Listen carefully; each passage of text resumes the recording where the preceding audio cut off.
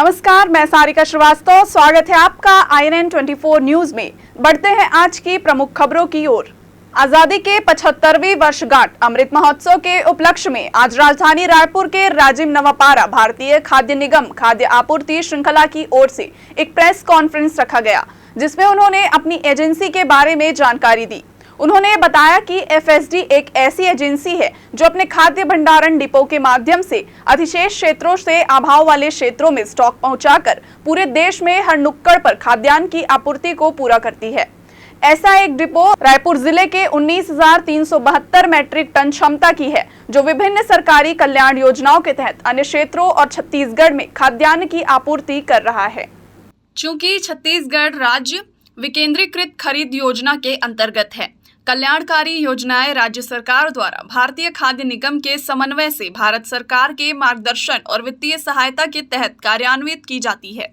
राज्य सरकार अपनी एजेंसी छत्तीसगढ़ राज्य सहकारी विपणन संघ लिमिटेड के माध्यम से किसानों से सीधे धान खरीदती है, अपने स्तर पर खाद्य भंडारण करती है और TPDS तथा अन्य कल्याण योजनाओं के लिए धान की मिलिंग की व्यवस्था और CMR चावल की प्राप्ति की व्यवस्था करती है।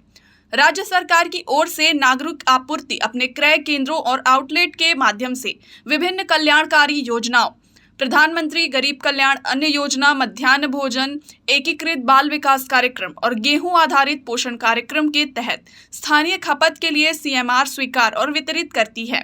पिछले KMS 2020-21 के दौरान FSD राजिम में 47,000 मैट्रिक टन चावल की खरीद की गई थी, जो कि 74,659 मैट्रिक धान के बराबर होती है।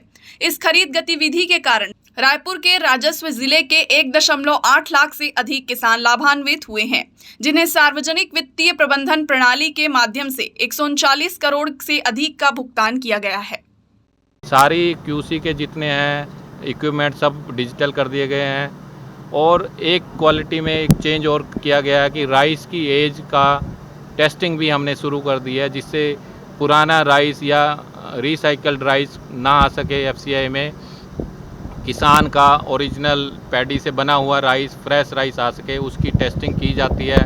उससे अनाज की और राइस की एज का पता चल जाता है, जिससे उसकी गुणवत्ता बनी रहती है और हमारे ट्रांसपेरेंट रहता है कि हमने सही अनाज ख़रीदा है।